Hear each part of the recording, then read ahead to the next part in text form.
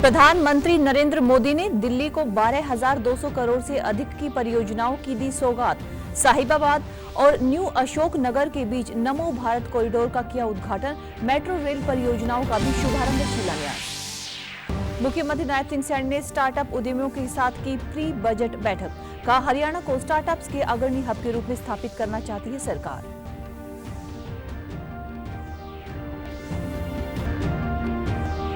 प्रशासन व सार्वजनिक सेवाएं सुदृढ़ करने के लिए सीएम ने साप्ताहिक समन्वय बैठकें करने के लिए निर्देश। उपायुक्त, पुलिस अधीक्षक, डीएसपी हर महीने में जिले के एक गांव में रात को रुककर सुनेंगे समस्याएं। और अमृत सरोवर योजना की दूसरे चरण के तहत प्रदेश के तालाबों का होगा जीर्णोद्धार। पर्यावरण संरक्षण के साथ साथ मछली पालन जैसे उपायों से बढ़ाई जाएगी पंचायतों की आमदनी।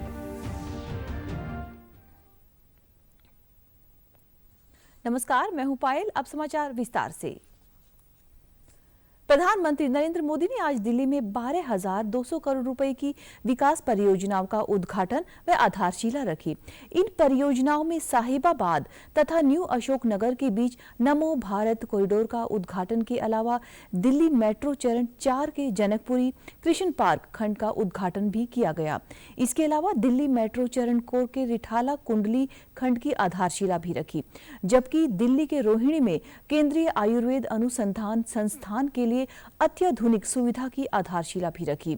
इससे पहले पीएम ने गाजियाबाद के साहिबाबाद व न्यू अशोक नगर तक के 13 किलोमीटर लंबे नमो भारत रेल कॉरिडोर पर यात्रा की, जो करीब 4,600 करोड़ रुपए की लागत से बना है। इस दौरान उन्होंने यात्रियों से बातचीत भी की। इस कॉरिडोर के निर्माण से अब दिल्ली से मेरठ के बीच आना जाना काफी सुगम होगा। रोहिणी के जापानी पार्क में प्रधानमंत्री ने एक जनसभा को दिल्ली की आम आदमी पार्टी को आपदा करार दिया। उन्होंने कहा कि बीते 10 सालों में केंद्र की योजनाओं पर रोड़े अटकाने का काम दिल्ली की प्रदेश सरकार ने किया है। पीएम ने कहा कि दिल्ली के चप्पे चप्पे तक मेट्रो पहुंचाने और अत्याधुनिक इलेक्ट्रिक बसें देने का काम केंद्र ने किया है, लेकिन आपदा वालों के पास विजन ही नहीं है, नीति और नियति ही नहीं है। महत्व होता है, लेकिन आपदा वालों की नियत और निष्ठा पर ही सबसे बड़ा सवाल है। दिल्ली में प्रदूषण से लड़ाई के नाम पर किसने करोड़ों का खेल किया? आपदा वालों ने। इनका मूल एजेंडा था और इसलिए अनैतिकता के साथ कारनामे करने वाले लोग दिल्ली को आपदा बना करके, दिल्ली में आपदा ला करके, दिल्ली को आपदा में घेर करके तबाही की ओर ले जा रहे हैं। प्रधानमंत्री ने कहा कि दिल्ली में चाहे मौसम कोई भी हो, प्रदेश सरकार ने दिल्ली के लिए इसे आपदा बना दिया है। गर्मी में पानी की आपदा, बरसात में जल भराव की आपदा, सर्दी में प्रदूषण की आपदा व गंदगी की आपदा बना रखी है। उन्होंने कहा कि जब कोरोना में दिल्ली वाले ऑक्सीजन व दवाइयों के लिए भटक रहे थे, ठीक उसी वक्त दिल्ली में शीश महल तैयार हो रहा था। बजट से 3 गुना पैसे का खर्च भी किया गया। रिपोर्ट के आधार पर शीश महल पर हुए खर्च का खुलासा किया है। और साथियों, आपको ये जानकर के पीड़ा होगी, दर्द होगा, अरे पूरे देश के लोग चौंक जाएंगे जब दिल्ली के लोग कोरोना से जूझ रहे थे, जब दिल्ली के लोग ऑक्सीजन और दवाओं के लिए भटक रहे थे, तब इन लोगों का पूरा फोकस अपना शीश महल बनवाने में था। मुख्यमंत्री नायब सिंह सैनी ने कल चंडीगढ़ में हरियाणा के स्टार्टअप उद्यमियों के साथ आयोजित बैठक की अध्यक्षता की। बैठक में सहकारिता मंत्री डॉक्टर अरविंद शर्मा भी उपस्थित रहे। उन्होंने कहा कि वित्त वर्ष 2025-26 के बजट से पहले सरकार बजट पूर्व परामर्श बैठकों के माध्यम से नागरिकों, उद्योगपतियों व अन्य हितधारकों से सुझाव प्राप्त कर रही है, ताकि हर वर्ग के कल्याणार्थ और हरियाणा के समावेशी विकास का बजट तैयार किया जा सके। मुख्यमंत्री ने स्टार्टअप उद्यमियों के साथ भी बजट के संबंध में सुझाव देने के लिए आमंत्रित किया और सुझावों को बजट में शामिल करने का आश्वासन दिया। मुख्यमंत्री ने कहा कि आगामी समय में हरियाणा में स्टार्टअप्स की संख्या 3 गुना बढ़नी चाहिए। इसके लिए आज हर सफल स्टार्टअप उद्यमी को यह संकल्प लेना चाहिए कि वह आगे 3 नए स्टार्टअप को बढ़ावा देने में सहयोग करेंगे।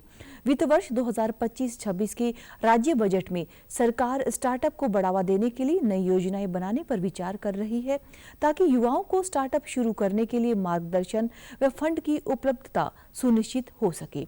उन्होंने कहा कि प्रधानमंत्री नरेंद्र मोदी के 2047 तक भारत को विकसित राष्ट्र बनाने के विजन के अनुसार ही हरियाणा को विकसित राज्य बनाना हमारी प्राथमिकता है। राज्य सरकार उद्योगों को विकसित करने के लिए विभिन्न नीतियों के तहत प्रोत्साहन दे रही है। सीएम ने कहा कि परंपरागत उद्योगों को बढ़ावा देने में स्टार्टअप बहुत बड़ी भूमिका अदा कर सकते हैं। गांव में जाकर ऐसे परंपरागत कार्य करने वाले लोगों को जोड़कर उन्हें रोजगार के अवसर उपलब्ध करवाएं। सामाजिक न्याय एवं अधिकारिता मंत्री कृष्ण कुमार बेदी ने अपने पैतृक गांव कलोदा कला में आयोजित अभिनंदन समारोह में शिरकत की। इस दौरान जनसभा को संबोधित करते हुए उन्होंने कहा कि ग्रामीण विकास व गरीब कल्याण के लिए मौजूदा सरकार वचनबद्ध है। उनके लिए राज्य सरकार द्वारा महत्वपूर्ण एवं ठोस फैसले लिए जा रहे हैं।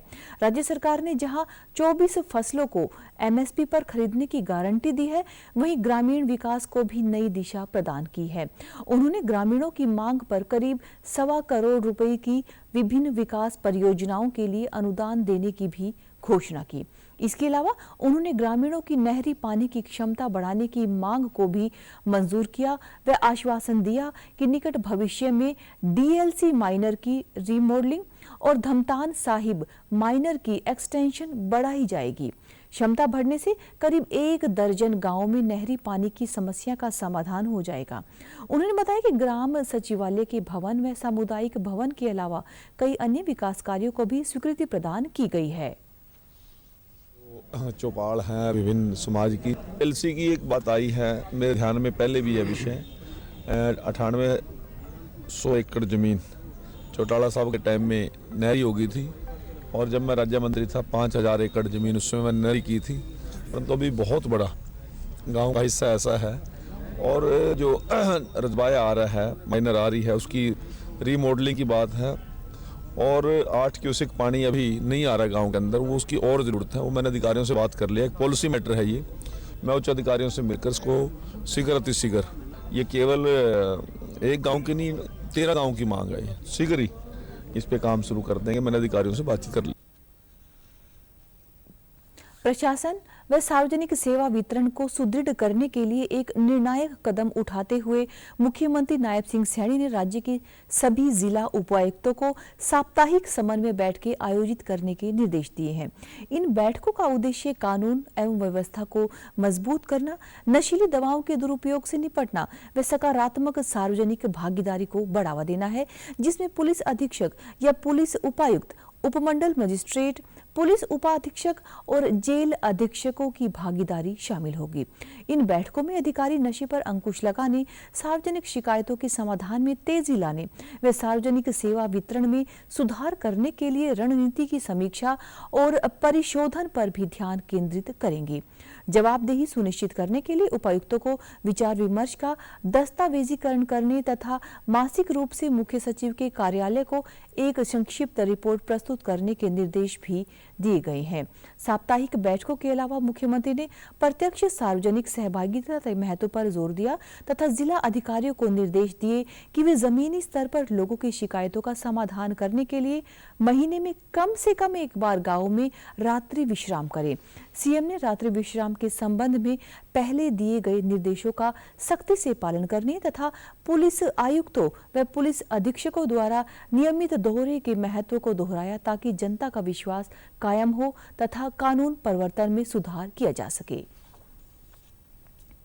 हरियाणा तालाब एवं अपशिष्ट जल प्रबंधन प्राधिकरण के अध्यक्ष के प्रधान सलाहकार प्रभाकर कुमार वर्मा ने बताया कि हरियाणा में वर्ष 2025-26 में 7018 तालाबों का नवीनीकरण किया जाएगा। प्राधिकरण के गठन के बाद से प्रदेश के जितने भी तालाब जो सरकारी भूमि पर हैं, उनको फिर से स्थापित करने का काम कर रहा है। प्रदेश में करीब 19,716 तालाब हैं, जिसमें से 11,400 प्रदूषित व ज्यादा भरे हुए हैं। उन्होंने बताया कि प्रधानमंत्री नरेंद्र मोदी द्वारा शुरू किए गए अमृत सरोवर योजना के तहत हरियाणा में पहले चरण में 2000 से ज्यादा तालाबों का जीर्णोद्धार किया गया। अब दूसरे चरण में प्राधिकरण ने 1332 तालाबों को संरक्षित व सुरक्षित करने का लक्ष्य रखा है।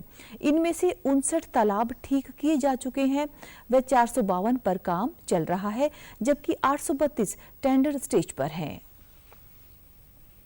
जिसमें से जो पोल्यूटेड एंड ओवरफ्लोइंग पॉन्ड्स हैं वो कुल मिला के लगभग 11,400 हैं। हमने जो एक्शन प्लान बनाया उसके लिए हमने 2025-26 तक 7,018 पॉन्ड्स का हमने टारगेट लिया है। इसी का दूसरा चरण भी प्रारंभ हो चुका है। इसके लिए हमने 1332 तालाबों का लक्ष्य रखा है, जो ऑलरेडी टेंडर स्टेज पे हैं या काम चल रहे हैं या काम कंप्लीट हो गए हैं। इसमें से ऑलरेडी 59 हमने ऑलरेडी कंप्लीट कर लिया है। उन्होंने बताया कि तालाबों का पुनर्स्थापन वैज्ञानिक तरीके से किया जा रहा है। इससे गांव के लोगों के जीवन स्तर में भी बदलाव आता है। तालाब के आसपास पेड़ लगाने व सोलर लाइट लगाने से पर्यावरण संरक्षण में भी सहयोग हो रहा है। उन्होंने बताया कि कुल 908 अमृत सरोवर में से 293 ऐसे हैं जो अमृत प्लस की कैटेगरी में आ गए हैं। 65 ऐसे तालाब जहां पर मछली पालन के द्वारा भी पंचायतों को आय हो रही है। हमने बाय डिफॉल्ट वाटर रिचार्ज बने हमारे तालाब से 1066 करोड़ लीटर वाटर रिचार्ज किया है। वर्ष 2025-26 में पानी की क्षमता 8,068 करोड़ लीटर करने का लक्ष्य है। इतना ही नहीं, तालाबों की सफाई, साफ व संरक्षण के लिए गांव में नुक्कड़ नाटक, रागिनी के अलावा स्कूल व कॉलेजों के छात्र छात्राओं को भी तालाबों का भ्रमण करवाकर जागरूक किया जा रहा है। संकल्प कराना, जैसे कि भविष्य में अपने गांव के तालाब को वो सुरक्षित रख सकें, साफ सुथरा रख सकें। प्रदेश के जितने भी यूनिवर्सिटीज हैं, उनके जो स्टूडेंट्स हैं, फर्स्ट ईयर से लेकर फाइनल ईयर के तक के जो बच्चे हैं, उनके बीच में भी अवेयरनेस प्रोग्राम हम कराना शुरू किया है वर्कशॉप कार्यशाला के माध्यम से। और सरकार की इस योजना से लाभान्वित पंचकुला जिले के गांव नानकपुर निवासियों ने बताया कि पुराने समय से बने गांव के तालाब में गंदा पानी भरा रहता था, जो कि पशुओं की पीने लायक भी नहीं था। अमृत सरोवर योजना के तहत इसका सुधार करके इसके चारों ओर इंटरलॉकिंग ब्लॉक लगाकर सैर करने के लिए रास्ता तैयार किया गया। पानी भी काफी साफ सुथरा हो गया है। तालाब में जमे पानी की वजह से वाटर लेवल में भी सुधार आया है। गया इसके चारों ओर पेवर ब्लॉक्स, इंटरलॉकिंग ब्लॉक्स लगाकर बढ़िया सैर करने के लिए रास्ता बनाया गया। गांव के सभी व्यक्ति, वृद्ध औरतें, युवक, सभी बच्चे यहाँ पर सुबह शाम सैर करते हैं। लगाई गई चेयर्स पर लोग बैठकर आपस में बातचीत करते हैं। पानी भी काफ़ी साफ सुथरा हो गया है। गांव में हरियाणा सरकार द्वारा अमृत सरोवर स्कीम के अंतर्गत जो गांव में स्थित तालाब का आधुनिकीकरण, सौंदर्यीकरण किया गया है, इससे गांव में आम लोगों व विशेषकर सीनियर सिटीजन को बहुत सुविधा हुई है तथा निश्चित ही पानी के स्तर में भी काफ़ी सुधार हुआ है। प्रदेश के कृषि मंत्री श्याम सिंह राणा ने केंद्रीय प्री बजट की बैठक में सुझाव देते हुए कहा कि गन्ने का रकबा बढ़ाने के लिए गन्ने को बोने व काटने की मशीनें किसानों को अनुदान पर उपलब्ध करवाई जाएं ताकि धान की जगह गन्ने की फसल उगाई जाए व पानी को भी बचाया जा सके। श्याम सिंह राणा कल केंद्रीय कृषि मंत्री शिवराज सिंह चौहान द्वारा सभी प्रदेशों के कृषि मंत्रियों के साथ प्री बजट पर आयोजित बैठक में वीडियो कॉन्फ्रेंस के माध्यम से जुड़े। उन्होंने कहा कि बागवानी को बढ़ावा देने के लिए इसमें 40 से 50 हेक्टेयर के छोटे क्लस्टर बनाने की जरूरत है व साथ ही बागवानी किसानों के बागों की फेंसिंग हेतु योजना बनाकर अनुदान दिया जाए ताकि बागों को नुकसान न पहुंचे। उन्होंने यह भी कहा कि प्राकृतिक खेती की फसलों के लिए मंडियों को बनाया जाए तथा इनमें फसल टेस्टिंग की लैब को लगाया जाए ताकि प्राकृतिक खेती की प्रामाणिकता का पता चल सके। कृषि मंत्री ने कहा कि हरियाणा हरित क्रांति में अग्रणी रहा है। कृषि क्षेत्र की वर्तमान मांग प्राकृतिक खेती में भी अग्रणी रहेंगी। इस दौरान प्राकृतिक खेती पर राष्ट्रीय मिशन को मंजूरी देने के लिए केंद्र का धन्यवाद करते हुए कहा गया कि यह खाद्य पदार्थों की गुणवत्ता में सुधार करने में मील का पत्थर साबित होगा। केंद्रीय कृषि मंत्री से अनुरोध किया गया कि वर्तमान में प्राकृतिक खेती क्षेत्र में विनिर्देशन व मानकीकरण की कमी है, इसलिए केंद्रीय कृषि संस्थानों को इस पर काम करने के लिए निर्देशित करें। उन्होंने केंद्रीय मंत्री का ध्यान फसल अवशेष प्रबंधन की जानकारी देते हुए बताया गया कि हरियाणा ने खेतों में आग लगने की घटनाओं को नियंत्रित करने में जबरदस्त प्रगति की है। इस वर्ष 40% की और कमी आई है और खेतों में आग लगने की घटनाएं 700 से कम तक सीमित रही। उन्होंने केंद्र सरकार से अनुरोध किया कि इस योजना के तहत राज्य को अधिक धनराशि दी जाए ताकि राज्य खेतों में आग लगने की घटनाओं को खत्म कर सके। उन्होंने बताया कि हरियाणा राज्य में भावांतर भरपाई योजना वर्ष 2018 से बागवानी फसलों में लागू है। इसके अधीन 21 बागवानी फसलें शामिल की गई हैं। जब मंडी में बागवानी फसलों के भाव लागत से कम मिलते हैं तो किसानों को लागत मूल्य व फसल बिक्री के अंतर की भरपाई सरकार द्वारा की जाती है। इस योजना के बहुत अच्छे परिणाम भी सामने आ रहे हैं। भिवानी के बाल भवन वाटिका में जिला Red Cross society, Aravali power company और एलिम्को के संयुक्त तत्वाधान में दिव्यांगजनों को सहायक उपकरण एवं कृत्रिम अंग वितरित किए गए। इस दौरान जिले के सभी ब्लॉक से चिन्हित 498 दिव्यांगजनों को 894 सहायक यंत्र एवं उपकरण निःशुल्क भेंट किए गए। इस मौके पर विधायक घनश्याम सर्राफ ने कहा कि प्रधानमंत्री नरेंद्र मोदी द्वारा बनवाए गए कानून के अनुसार विभिन्न कंपनियों द्वारा आमदनी का 2% हिस्सा CAR के तहत जरूरतमंदों की मदद में लगाया जा रहा है। सरकार हर जरूरतमंद दिव्यांग की मदद के लिए काम कर रही है। सरकार का प्रयास है कि दिव्यांग व्यक्ति को हर जरूरी सुविधा दी जाए। भिवानी में तीसरा चौथा कैंप है इनका और हर एक कैंप में बनाना हुआ और ये जिस प्रकार से लोगों की सेवाएं कर रहे हैं उससे ये लगता है कि पूरा का पूरा क्षेत्र इन्होंने पूरे अच्छी तरह से देखा है और उसमें आगे बढ़ के ये लोग काम कर रहे हैं। मैं इनका हार्दिक रूप से धन्यवाद करता हूँ। 498 भाई बहनों की यहाँ पे ये इक्विपमेंट प्रदान कर रहे हैं जिसके माध्यम से इनका जो जीवन का सफर है वो थोड़ा अच्छी तरह से गुजरने लग जाए। इस दौरान उपायुक्त महावीर कौशिक ने कहा कि जिले में ग्रामीण व शहरी क्षेत्रों में सर्वे करवाकर सहायक उपकरण के जरूरतमंद दिव्यांगों की पहचान की जा रही है। जिला रेडक्रॉस सोसाइटी द्वारा समय समय पर शिविरों का आयोजन कर दिव्यांगों व वरिष्ठ जनों की जांच की जाती है। प्रदान किए गए हैं। आज लगभग 2.25 करोड़ की राशि के जो उपकरण हैं वो 498 लोगों को 894 उपकरण दिए गए हैं जिसमें motorized wheel chair, motorized tricycle, hearing aids और जो फिजिकली हैंडीकैप्ड हैं उनके लिए भी जो उपकरण वो प्रदान किए गए हैं। तो इसके लिए मैं अरावली पावर कंपनी लिमिटेड का और जो एलिम्को हैं और रेड क्रॉस का इनका धन्यवाद करता हूँ। शिविर में पहुंचकर योजना का लाभ उठाने वाले लोगों ने कहा कि आज उन्हें सहायक उपकरण वितरित किए गए हैं। इससे अब उनका जीवन सरल हो पाएगा। इसके लिए वे सरकार के आभारी हैं। सरकार ने बहुत बढ़िया सराहनीय कार्य किया है जी। इसके लिए हम सरकार का बहुत बहुत आभारी हैं। हमें चलने फिरने में असमर्थ थे, इसलिए घूमने फिरने के लिए हमारे लिए बेस्ट ऑफर किया है सरकार ने। बैटरी चालक रिक्शा मिली है जी। कैसे इलेक्ट्रिशियन बहुत अच्छा है, ठीक चला रखे हमारे लिए। तो ये ठीक चला रखी सरकार ने, थे पहले नहीं थे, अब सही रह रहे हैं। मुझे ये मिली है जिसको इलेक्ट्रिक मोटर मिली है, जिससे मैं कहीं भी आ जा सकती हूँ। तो ये मेरे लिए बहुत ही ज्यादा सहायक रही। इसके लिए सरकार को धन्यवाद देना चाहती हूँ और इससे मैं कहीं पे भी आ जा सकती हूँ। प्रदेश में आज सुबह भूकंप में हल्के झटके महसूस किए गए। भूकंप का केंद्र सोनीपत का सीसाना गांव रहा।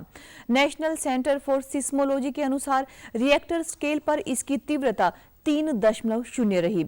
सुबह करीब 4 बजे जमीन से 10 किलोमीटर अंदर तक हलचल हुई। सबसे अच्छी बात यह है कि किसी तरह के हादसे की कोई सूचना नहीं है।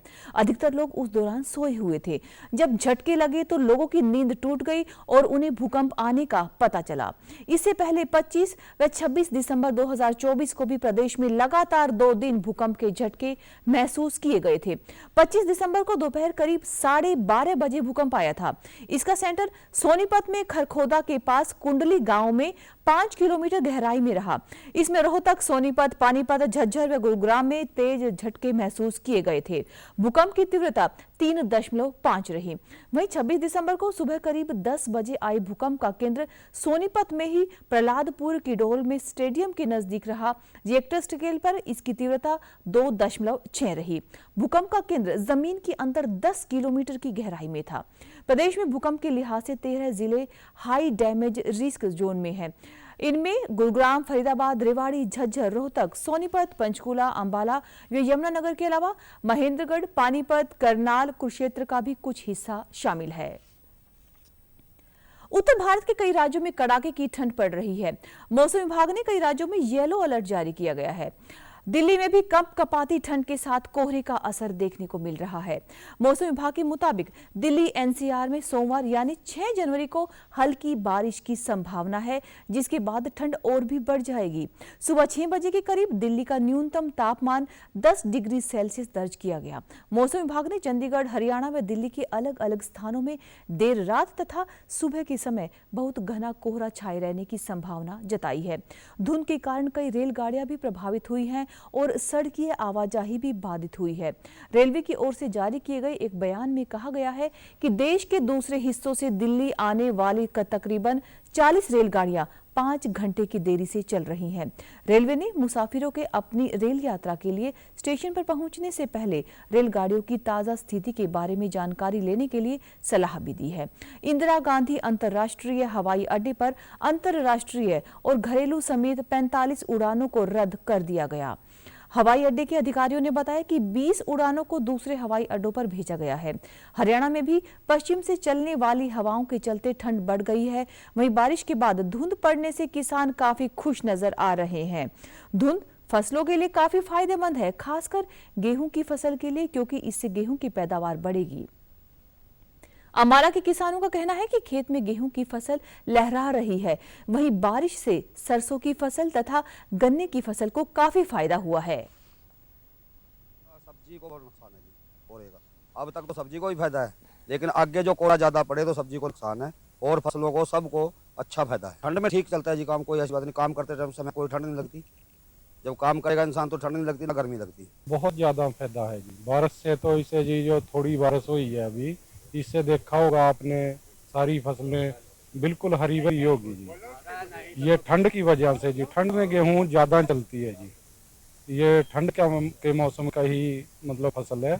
सब्जियों पर भी अभी तक तो कोई ज्यादा नुकसान नहीं है जी। इतनी ठंड का कोई ज्यादा नुकसान नहीं है। अगर इससे ज्यादा ठंड पड़ती है सब्जी पे थोड़ा सा ज्यादा ठंड का प्रभाव पड़ता है। बारिश का भी, हल्की बारिश का भी हमारी फसल को फायदा होएगा। और कहते हैं कि धुंध पड़ने से जितनी ज्यादा लंबी धुंध पड़ेगी उतना ही आप देख सकते हैं फसल पे हुस्न, बहुत हुस्न आएगा। और जितनी लंबी धुंध लंबे समय तक पड़ेगी और हल्की बारिश होएगी तो मैं समझता हूँ सारी फसलों को इससे लाभ होएगा। हरियाणा में ठंड का प्रकोप बढ़ने के साथ ही जरूरतमंदों के लिए राहत की बड़ी पहल की गई है। प्रदेश भर में रैन बसेरे स्थापित किए गए हैं। इसी कड़ी में फतेहाबाद जिले की रतिया तहसील में भी कई रैन बसेरे स्थापित किए गए हैं। नगर पालिका रतिया रैन बसेरे के इंचार्ज रोहित कुमार ने बताया कि दिसंबर व जनवरी में ठंड अधिक पड़ती है। ऐसे में सरकार द्वारा लोगों को रात के समय रैन बसेरे की सुविधा दी गई है। रतिया में कर्मचारियों की ड्यूटी लगाई गई है। ये कर्मचारी रोज रात 11 बजे तक सड़कों का निरीक्षण करेंगे और बस स्टैंड या सड़कों पर खुले में सोए लोगों को रैन बसेरों में लेकर आएंगे। उन्होंने कहा कि अगर किसी भी शहरवासी को ऐसे व्यक्ति या राहगीर मिलते हैं तो वे प्रशासन के द्वारा जारी किए गए हेल्पलाइन नंबर पर भी संपर्क कर सकते हैं। आम लोगों के लिए दी गई है ताकि वो रात को सब कुछ रह सके और इस रैन बसेरे में कोई भी व्यक्ति चाहे वो कहीं का भी है वो यहाँ के ठहर सकता है। इस रैन बसेरे में सरकार द्वारा बहुत सी फैसिलिटीज़ दी गई हैं, जैसे कि गर्म पानी की सुविधा, रोटी की सुविधा, रात रहने की सुविधा, ब्लैंकेट्स, कंबल वगैरह सब कुछ है इस रैन बसेरे में। जो भी व्यक्ति रात को रैन बसेरे में आकर रुकना चाहिए वो रुक सकता है। रैन बसेरे की सुविधा का लाभ उठाने वाले लोगों ने बताया कि वह कुछ दिनों से यहां पर रह रहे हैं। सरकार की इस सुविधा से ठंड में उन्हें काफी राहत मिल रही है। यहां पर खाने पीने की भी व्यवस्था की गई है। सरकार की यह पहल गरीब व जरूरतमंदों के लिए किसी वरदान से कम नहीं है। वे दिन में काम करने बाहर निकल जाते हैं और रात को यहीं आराम करते हैं। यहाँ पर रह रहा हूँ। सरकार के द्वारा दी हुई सुविधा बहुत अच्छी है हमारे लिए। हमारे पास कोई ना तो रहने का मकान है ना कोई व्यवस्था है। खाना पीना फ्री मिल रहा है यहाँ पर, बिस्तरा मंजे सब चीज़ हमको मिल रही है। हमारे 5-4 दिनों से हर रोज गाँव जी रहने के लिए कोई घर बार नहीं है। ये सरकार का बहुत अच्छा काम है। खाना पानी गर्म पानी सारा सुविधा मिलता है जी। गर्म पानी नहाने को मिलता है। मैं जी तकरीबन साल हो गए जी। खालसा पंथ के संस्थापक श्री गुरु गोबिंद सिंह जी के प्रकाश उत्सव के उपलक्ष्य में आज कैथल में सिख संगत द्वारा श्रद्धा व हर्षोल्लास के साथ गुरु ग्रंथ साहब का पाठ तथा नगर कीर्तन का आयोजन किया गया। श्रद्धालुओं ने भी श्री गुरु गोबिंद सिंह जी के पावन प्रकाश उत्सव की एक दूसरे को बधाई दी। कैथल जिले के सभी ऐतिहासिक व अन्य गुरुद्वारों में श्रद्धालुओं ने सुबह गुरुद्वारे में पहुंचकर गुरु ग्रंथ साहब के आगे शीश नवाया तथा अरदास की। गांव जगदीशपुरा में भव्य नगर कीर्तन का आयोजन किया गया। इसकी अगुवाई परंपरागत वेशभूषा में सजे पंज प्यारों ने की। सिख संगत ने पूरे गांव की गलियों में नगर कीर्तन निकाला। गुरु ग्रंथ साहब जी को एक फूलों से सजी भव्य पालकी में विराजमान करके नगर कीर्तन निकाला गया। इस पालकी के आगे श्रद्धालु महिलाओं द्वारा सतनाम वाहि गुरु का नाम जपते हुए पूरे रास्ते को साफ किया जाता रहा। वह सिख युवाओं की गतका पार्टी ने तलवारबाजी के अनोखे करतब भी दिखाए। गुरुद्वारा जगदीशपुरा के मुख्य ग्रंथी कश्मीर सिंह द्वारा शब्द कीर्तन किया गया। श्रद्धालु कश्मीर सिंह व सुखविंदर सिंह लबाना ने बताया कि गुरु गोबिंद सिंह जी ने जात पात का भेदभाव मिटाया और खालसा पंथ की स्थापना की। उन्होंने संगत को वाहे गुरु का नाम जपने और मिलकर रहने का संदेश दिया। ही बच्चे बारे धर्मली ही पिता जिन्होंने अपना हिंद दी चादर श्री नौवें गुरु तेग बहादुर जी कह के पुकारा जाता है, जिन्होंने उपाधि दी हिंद दी चादर दी। तो साध संगत जी असीं इन्हां को बहुत कुछ सीखने क्योंकि थोड़े होंदे हुए भी सिखा ने धन श्री गुरु गोबिंद सिंह ने सिखा नूं इन्ना उत्साह दिता। पूरी ही जगदीशपुरा की साध संगत मिल के एकजुट होके और गुरु साहिब जी का जन्म दिहाड़ा मना रही है। तो मैं तो युवा पीढ़ी खास तौर पर यह संदेश देंगा कि सानू अपने गुरुओं तो प्रेरणा लेनी चाहिए। जिवें साडे साहिब गुरु जी ने उन्होंने परिवार ने गुरु जी साहिब ने हिंदू धर्म की रक्षा लिए सर्वंश कुर्बान कर दिता और साडी युवा पीढ़ी नूं खास तौर पर बच्चों नूं उन्होंने प्रेरणा लैंदे हुए अगली जिंदगी बतीत करनी चाहिए है तो उन्होंने पच्चे नाल ते चलना चाहिए। नव वर्ष के उपलक्ष्य में कल हरियाणा IAS ऑफिसर एसोसिएशन की ओर से हरियाणा निवास में दोपहर भोज का आयोजन किया गया, जिसमें राज्यपाल बंडारू दत्तात्रेय व मुख्यमंत्री नायब सिंह सैनी ने बतौर विशिष्ट अतिथि शिरकत की। एसोसिएशन के अध्यक्ष और मुख्य सचिव डॉक्टर विवेक जोशी और सचिव डॉक्टर अमित अग्रवाल ने राज्यपाल व मुख्यमंत्री का स्वागत किया। इस अवसर पर राज्यपाल ने कहा कि भोज में विशेष रूप से श्री अन्न से बने व्यंजनों को शामिल किया गया है। मोटा अनाज हमारी सदियों की विरासत की पहचान रहा है तथा आज के समय में भी ये उतना ही उपयोगी है। राज्य सरकार इन फसलों की खेती व इनसे बने उत्पादों के उपयोग को बढ़ावा देने के लिए निरंतर प्रयासरत है। श्री अन्न की विरासत को हरियाणा सरकार निरंतर पहचान दिला रही है। वहीं मुख्यमंत्री सैनी ने हरियाणा IAS ऑफिसर्स एसोसिएशन को नववर्ष की बधाई देते हुए कहा कि मोटे अनाज से बने व्यंजन न केवल सेहत के लिए लाभकारी हैं, अपितु मोटे अनाज से बने उत्पादों को बेचकर आज किसान भी आर्थिक रूप से मजबूत हो रहे हैं। मोटा अनाज सेहत व पर्यावरण दोनों के लिए आवश्यक है। उन्होंने IAS अधिकारियों से आह्वान किया कि सभी अधिकारी प्रधानमंत्री नरेंद्र मोदी के विकसित भारत संकल्प को साकार करने में भूमिका अदा करें। इस नए वर्ष में नए संकल्प और नए विजन के साथ कार्य करें और सरकार की योजनाओं को जन जन तक पहुंचाकर उन्हें उनका लाभ देने का काम करें। तो समाचारों में आज के लिए बस इतना ही। नमस्कार।